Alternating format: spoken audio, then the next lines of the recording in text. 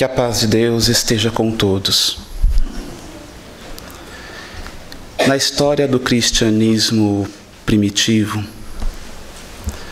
um homem se notabilizou por superar-se a si mesmo. Agostinho, nascido aproximadamente em 354 a 430 depois de Cristo, no norte da África, irmão de mais 2 indivíduos, espíritos, que nasceram dentro de uma família onde o pai romano, que cultuava os deuses, veio consorciar-se com Mônica, que havia sido arrebatada, aceitar a Jesus de Nazaré. Mônica se aproxima mais de Agostinho ao perceber a índole da criança. E lá na frente, num livro célebre, As Confissões, Agostinho confidencia: eu era de índole má. Agostinho furtava. Agostinho juntava-se com o pai e a avó, espizinhando Mônica, a fim de que ela também cultuasse os deuses e concordasse com os seus hábitos promíscuos, materialistas. E ela sempre firme na fé, no testemunho, tentando convencer o esposo e o filho da realidade maior que era a presença de Jesus em sua vida. O pai de Agostinho morre. Em sequência disso, morre a avó. E neste período em que ele está naquela fase da puberdade e adolescência, desabrocham-se os talentos da oratória, da retórica em Agostinho. E ele quer se apropriar mais das técnicas, do estudo da lógica, e pede para a mãe que se transfiram para Milão. Ali, em Milão, ele vem ter contato com os maiores teóricos a respeito da oratória, da lógica, da filosofia neoplatônica, enfim.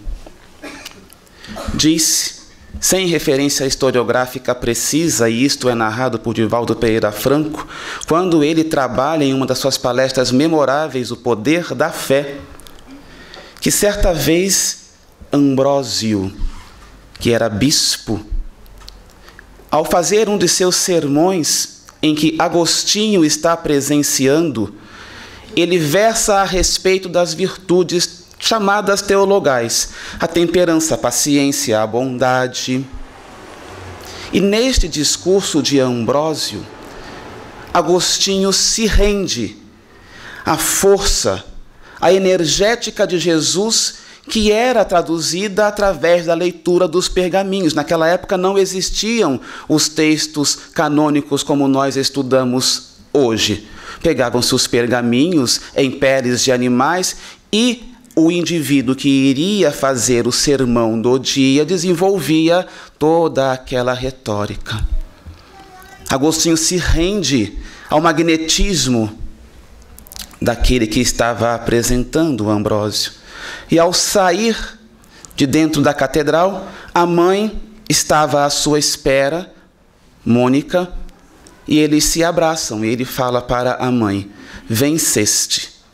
As tuas orações venceram-me. Ela abraça o filho e relata: foram 27 anos orando para que você encontrasse Jesus. A partir de então, Agostinho sente a vontade de voltar para a África. No caminho, a mãe desencarna em Hóstia.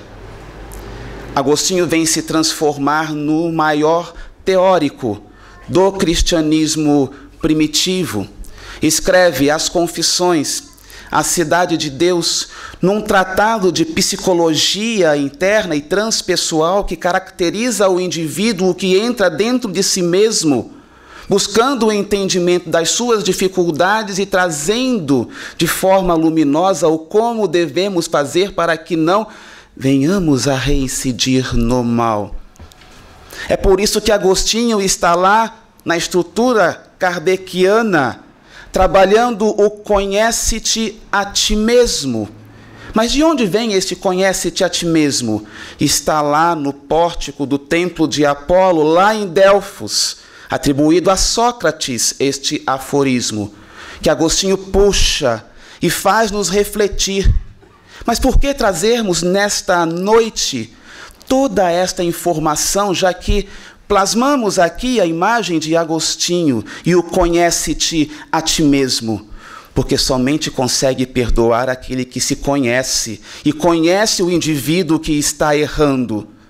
O senhor e a senhora não têm condições de ser benevolente, de ser misericordioso, se não entender as suas fraquezas a ponto de compreender aquele indivíduo que momentaneamente está com o rosto no chão, na lama do desconforto diante da lei que foi transgredida.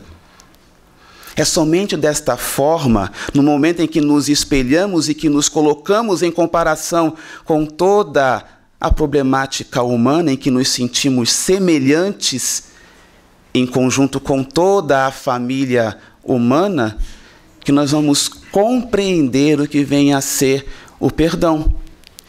É por isso que nas bem-aventuranças o Cristo determina: bem-aventurados os misericordiosos, porque eles alcançarão misericórdia. E perdoar as ofensas. Nós evocamos aqui a figura de conhecermos-nos. Mas quem é que se conhece na plenitude? Hein? Às vezes temos atitudes que sabidamente entendemos que não deveríamos executar, mas nós erramos. Quantas vezes? E aí nós justificamos: é a correria, é o dia a dia, é a violência. Hoje, com o advento das modernas tecnologias, acreditava-se que as pessoas teriam mais tempo para ficarmos com a família, com os filhos, com os amigos, de corpo presente. Ficamos no mundo virtual, porque todos temos os equipamentos e às vezes fica o esposo com a esposa na mesma casa, conversando na internet. E os recados vão para os filhos lá no quarto desta forma. Cada um tem o seu equipamento. Estamos nos comunicando, mas e a aproximação? E o contágio amoroso que facultará naquele primeiro momento, naquela primeira comunidade chamada família, a aplicação do método de ensino e aprendizagem, de erro e acerto, para que nós todos, pai, mãe, filhos, avós, tios, ali na família, aprendamos uns com os erros e acertos dos outros, com diálogo, com conversa. Como é que o garoto e a garota irão aprender o que vem a ser o perdão e a misericórdia se não aprender em casa? Se os pais não se conhecerem, e no momento em que a criança faz um questionamento, a resposta imediata tem que ser igual. Às vezes os pais se olham para emitir o conceito ao filho, mas aquilo tem que sair do coração e vai ser e tem que ser sempre uníssono. É um método de ensino e aprendizagem peculiar de cada família. E qual é o sacrifício mais agradável a Deus? No sentido de nos entregarmos à prática efetiva do perdão.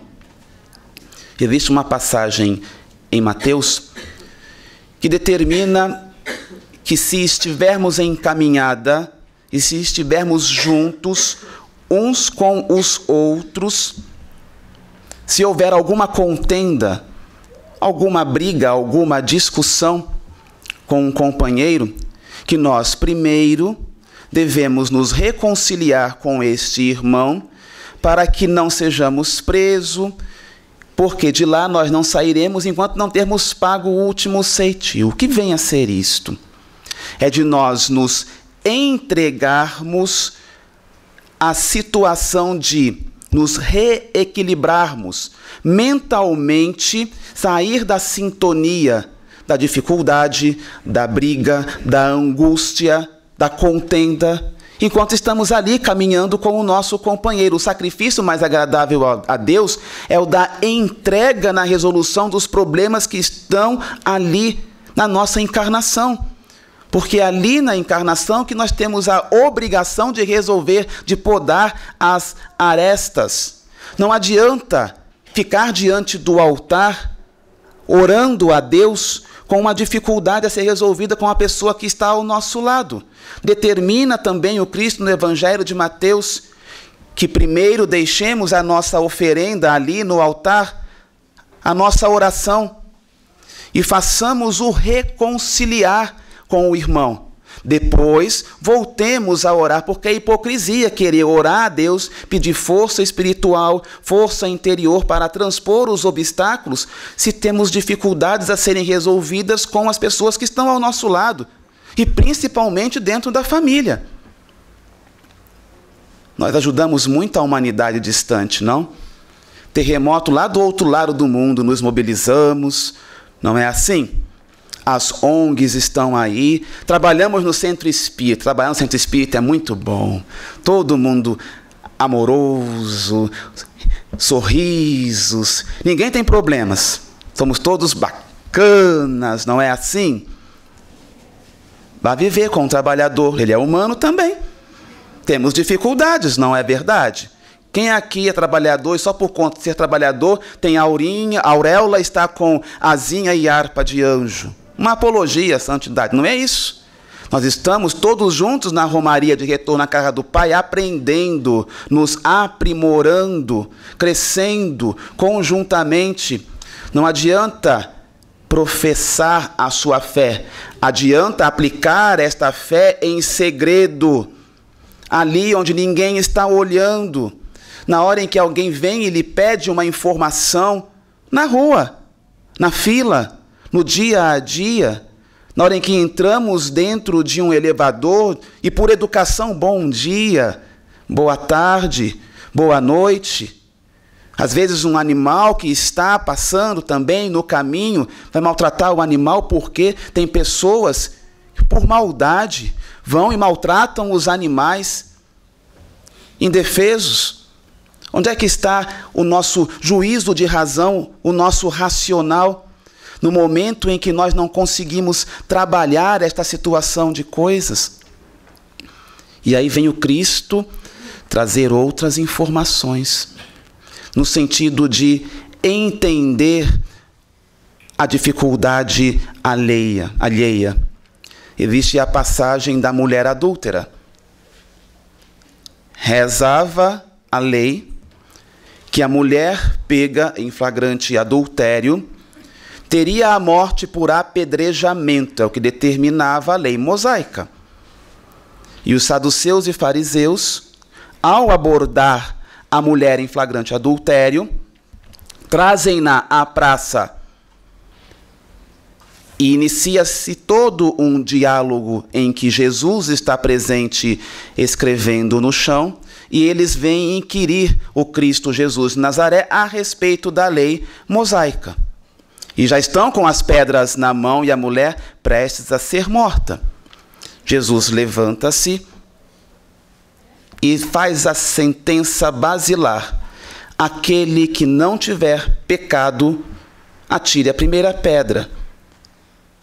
E todos pegam as pedras e elas começam a cair, e um por um eles vão saindo ali da praça. Jesus se abaixa de novo, a mulher se aproxima e levanta e indaga para a mulher: onde estão aqueles que queriam te apedrejar, os teus opositores? Ela responde: todos foram embora. E o Cristo fala: eu também não te condeno. Vá, não peques mais, para que não te suceda mal pior. Pecado no sentido de transgressão à lei, porque a lei está inscrita na consciência. Diz o apóstolo Paulo que o pecado é o aguilhão da lei. Essa estrutura é para os nossos irmãos que leem as Escrituras, que estudam essa estrutura teológica. Mas entendam: pecado, transgressão à lei, transgressão apenas. Jesus não condenou, advertiu: olha, você está errada.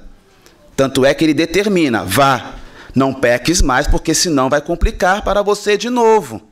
Ou seja, ele dá a homeopatia, ele dá o tratamento, o lenitivo, para que não venhamos cair em tentação, em dificuldades novamente. O tempo todo o Cristo Jesus de Nazaré está nos dando a diretriz, o caminho. E por que evocamos Agostinho no início desta apresentação? Porque nós nos esquecemos da autoajuda, do auto-perdão, da auto-misericórdia, do auto-passe, da autocura. No momento em que nós transgredimos, em que nós cometemos algum delito, e isto é sinalizado lá na nossa consciência, porque todos nós sabemos quando erramos. O senhor e a senhora sabem. A gente tem a completa compreensão do erro cometido. Porque há um módulo de incômodo dentro de cada um de nós. Entendamos o indivíduo que está o quê? Já com um pouco de noção, o ir e vir, o direito do outro e o seu também. Então, quando nós cometemos algum delito, esta luz aí na sua consciência começa a luzir, a piscar. E o senhor e a senhora sentem a necessidade de corrigir, mesmo que não saiba de que maneira vai executar o seu intento. Isso tem de começar pela reflexão do ato cometido. Não a culpa, e sim o entendimento, a compreensão, para que o senhor e a senhora imponham um módulo corretivo, de reajuste, de reequilíbrio diante da lei. É por isso que o Cristo determina que é necessário reconciliarmos-nos com o nosso irmão enquanto estamos em caminhada com ele. E que é necessário isto para que nós possamos elevar o nosso pensamento ao Pai em oração, aurindo forças, energias salutares que irão nos impulsionar para perdoar, para entender, para nos compreendermos, compreendendo o semelhante. Mas tudo começa com o senhor e a senhora tomando consciência do que deve ser feito. O processo encarnatório está em suas mãos. O senhor e a senhora é a pessoa mais importante da sua existência, pois ela será luminosa ou não, de acordo com os atos que o senhor e a senhora executar agora. E perdoar isenta o indivíduo que errou de assumir as suas responsabilidades na corrigenda? Não. Impõe a cada uma dessas pessoas o entendimento de que não devemos errar, mas errar é humano. Mas persistir no erro, o senhor e a senhora tem que refletir. Nós temos que modificar a conjuntura. E é uma situação muito interessante quando somos jovens, o mundo todo se descortinando para a nossa existência. Como somos impetuosos, não?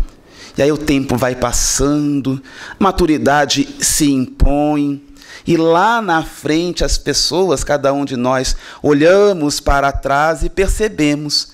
E aí gostaríamos de fazer diferente, mas não dá, porque o psiquismo está maduro. Só que o tempo passou. E aquilo que o senhor e a senhora faz no agora é o melhor que o senhor e a senhora pode fazer com este psiquismo, com este entendimento, com esta ideia. Nós não devemos ficar reclamando diante do leite derramado. Nós devemos nos conscientizar, arregaçar as mangas e fazer como Agostinho. Modificar, resolver, fazer com que a existência passe a ser luminosa. Ah, mas o senhor e a senhora quer ser um grande teórico, um grande espírita, uma grande personalidade? Não. Seja o senhor, seja a senhora, Maria, José, Antônio, Adriano, Andréia, seja o melhor espírito encarnado que o senhor e a senhora podem ser. Bom pai, bom filho, bom esposo, boa esposa, bom irmão, bom líder.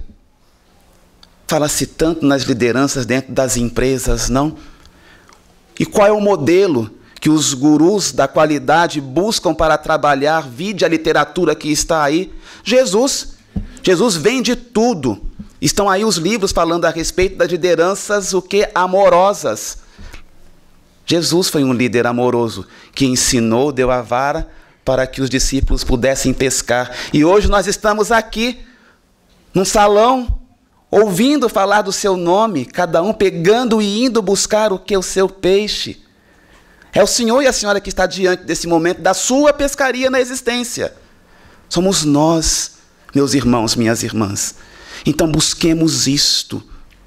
Busquemos o entendimento de que perdoar passa primeiro pelo crivo de o senhor e a senhora se entender.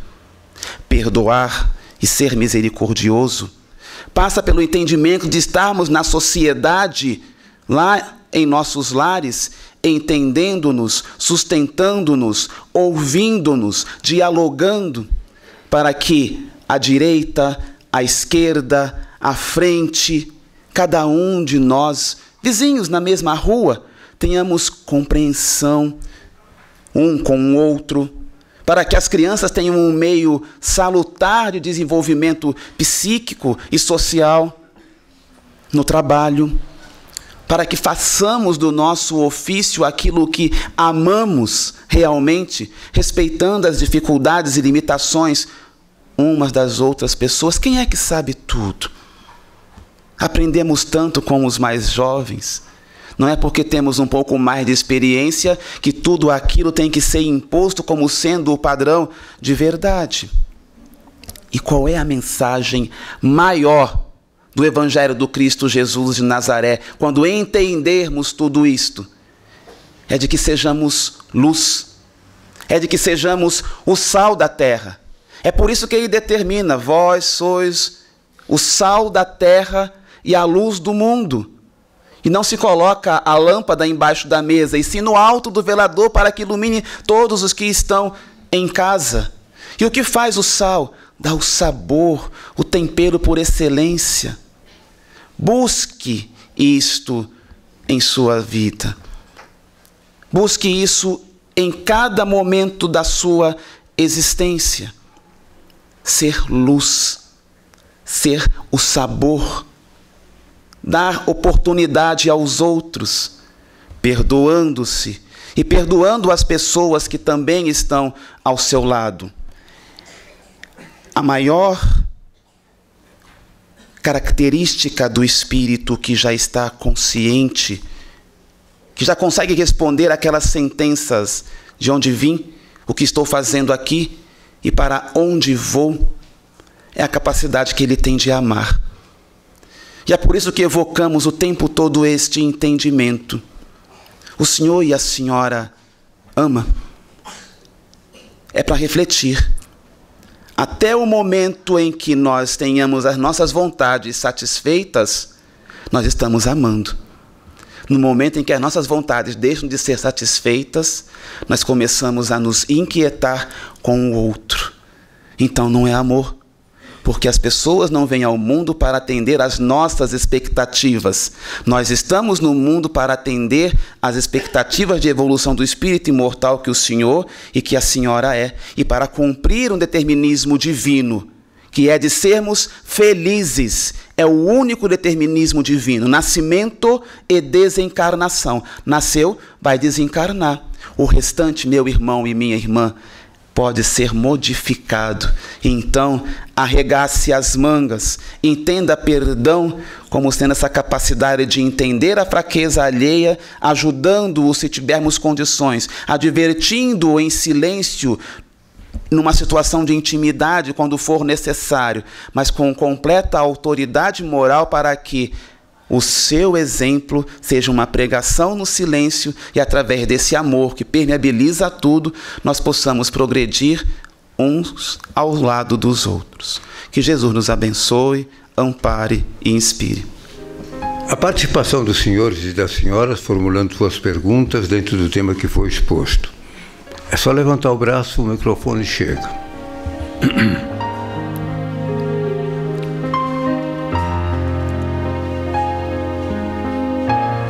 Bom, vou pedir um corajoso, vai. Ou corajosa. Obrigado. Oi, boa noite, Adriano. É só uma colocação. Fizeram uma pergunta, um repórter perguntou para Gandhi em que situação da vida dele ele precisou perdoar alguém, que ele contasse, né, o ocorrido. Aí ele surpreendeu aos demais respondendo: nunca perdoei ninguém, porque nunca me senti ofendido. Então ele tinha, né, o total conhecimento, né, de que somos todos, né, de quando a pessoa erra, ela é ainda uma criança espiritual. E ele sabia que aquela ofensa não era realmente pensada em uma situação, né, provocativa, e sim porque ela não tinha consciência ainda de que aquilo realmente não devia ser feito, né? A questão de entender a fraqueza alheia, e aí misericórdia é a aptidão que nós temos no entendimento da miséria alheia, das dificuldades dos outros indivíduos. Por isso o nome misericórdia. E aí aparece a indulgência permeabilizando isso, que é a capacidade de perdoar que nós temos com doçura, sem fazer o escândalo, sem fazer o alarde, simplesmente pelo ato de amar. Quando as pessoas, e aí a senhora evocou Mahatma Gandhi, um avatar, um iniciado, um espírito preparado, modelo, porque esses modelos existem com seus passos luminosos no curso da humanidade, para que nós, em não nos perdendo em seus passos luminosos, sigamos atrás desses espíritos, destas almas iluminadas. É assim. Mas cada um de nós no seu dia a dia tem que fazer o treinamento. Dá para ser o Mahatma Gandhi? Não. Por isso que se evoca, seja o senhor, seja a senhora. E é sempre oportuno buscar as questões do dia a dia. Não adianta sair lá para o outro lado da espiritualidade. É ali no dia a dia, na refrega, no malho, na bigorna, na hora em que as coisas apertam-nos no calo, é que a gente tem que treinar justamente essa ofensa. É muito oportuno evocar os exemplos do trânsito que cada vez mais fica caótico. É um treinamento para o perdão. Na hora em que o indivíduo nos fecha, vai com Deus, meu irmão. É no dia a dia. Quando alguém nos bate à porta, o senhor está vindo ali atrasado, o elevador está quase com a porta fechando, não é? Aí o senhor e a senhora estão ali dentro, aperta um pouquinho a porta ali para ficar aberta, a pessoa vem com a criança, com as bolsas no colo, não é assim? A senhora, não, estou atrasado, ela que vá depois e deixa a porta fechar. Aí depois vem receber passe. Não adianta, o plano espiritual tem que imantar. Não é? Porque o que está ali fazendo é hipocrisia. Perceba, minha irmã, devagar, não é? As coisas pequeninas, para que a gente tenha condições de sublimar tudo isto aí. Aí vai ficar espontâneo, vai ficar aquela coisa educada, bonita, que a gente almeja ter como sociedade. Todos espíritos educados. Adriano, hoje eu estava indo levar os meus filhos à escola no carro e ouvindo rádio, e uma matéria falava sobre aquele caso, um caso de crime que aconteceu ontem, que uma pessoa deixou duas pessoas dentro de um ambiente que o calor estava muito grande, e uma das pessoas veio a falecer por isso. E a esposa, que perdeu o marido, que faleceu nesse evento, declarou-se que estava muito sentida e que perdoava a pessoa que gerou isso para a sua família. E imediatamente o apresentador da rádio interviu e falou assim: não venha com essas histórias de perdão, essas pessoas merecem sofrer o mesmo que fizeram com as pessoas. E hoje em dia muitas pessoas pensam assim. As pessoas pensam que a lei de Talião deve ser a norma. O que você tem a dizer sobre isso? Então, nós temos que buscar a lei humana e a lei divina, não é? Personificada no Decálogo, e a gente estuda lá no Livro dos Espíritos as leis morais, em específico, lei de sociedade, que trata do contato de umas pessoas com as outras, lá na parte 3ª de O Livro dos Espíritos. Isso é muito interessante de se estudar. A lei está na consciência, só que cada um dos senhores e das senhoras tem uma consciência e um juízo de razão. E nos tempos, nas idas e vidas das culturas, coisas que lá no passado eram ditas como legais, legítimas, deixaram de ser na atualidade. Por exemplo, as questões relacionadas com os duelos, a defesa da honra, matar para acertar a honra, ou seja, hoje isto é inconcebível. Então, as leis humanas, elas vão se aprimorando cada vez mais, se distanciando da barbárie, da miséria, da falta de amor. Pois bem, isto impõe que no momento em que, em sociedade, para defender a maioria, os legisladores humanos percebem que é necessário um poder mais coercitivo, mais contundente, são elaboradas as leis. Então tem o Código Civil, o Código Penal, que irão impor ao transgressor a reclusão no caso da nossa sociedade. Então ele cometeu o delito, mesmo que haja o perdão daquele que foi agredido ou da família daquele que foi agredido, a lei do nosso país, a lei humana, irá caçar o livre-arbítrio desse cidadão para que ele responda judicialmente por aquilo que cometeu. Mesmo que esta lei seja driblada, que se consigam as provas para provar a mentira, a lei de Deus, a lei maior, que está gravada no indivíduo, irá caçar o livre-arbítrio deste cidadão, espiritualmente falando, ou nesta ou numa outra existência, demorem os milênios que demorarem, porque isso fica marcado a ferro, fogo na nossa parte psíquica e irá colocar no nosso perispírito as necessidades de corrigenda. Então o perdão vai imantar a criatura que perdoou daquelas energias deletérias, impondo um ritmo de modificação na estrutura mental. Quanto ao indivíduo que continua reincidindo no mal, haverá um momento para ele, recalcitrante neste mal, se aprimorar. Mas o indivíduo que perdoa, ele rompe os grilhões do contato deletério com aquele indivíduo que está na sintonia abaixo. Mais uma pergunta.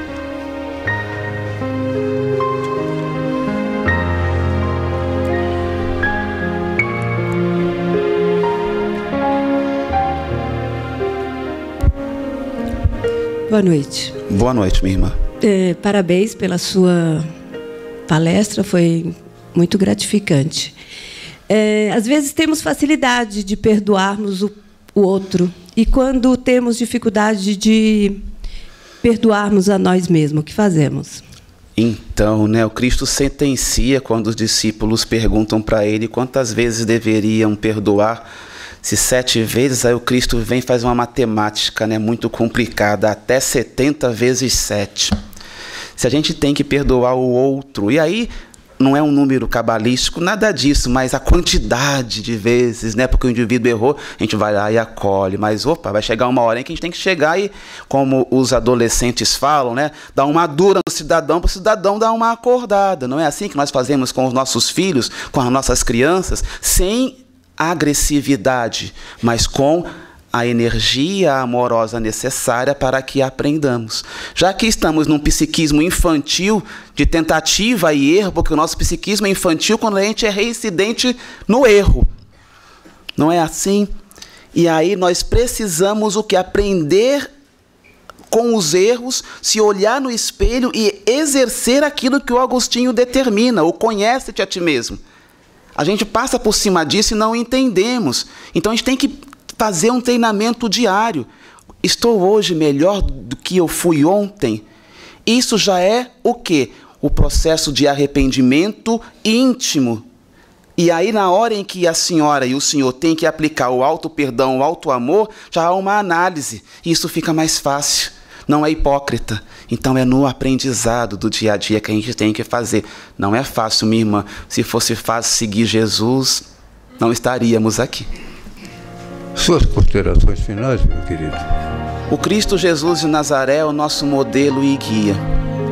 E é a Ele que nós direcionamos a nossa fala neste momento, pedindo a Ele que nos dê condições de realizar a nossa própria conversão, para que esse reino de luz possa aparecer do centro de nós mesmos. Porque junto com o Cristo, nós somos fortes, nós temos condições de transpor os obstáculos, as dificuldades, nós temos condições de fazer aquilo que de bom existe nos nossos corações brotar. Então, meu irmão, minha irmã, plante um jardim existencial em suas vidas, cheio de lírios, de rosas perfumadas. Plante beleza em suas vidas, pois é para isso que estamos aqui, para que tenhamos vida e vida abundante. Isso é Jesus, isto é a doutrina, é para isto que estamos aqui. Que o Mestre Jesus de Nazaré nos abençoe, ampare e inspire.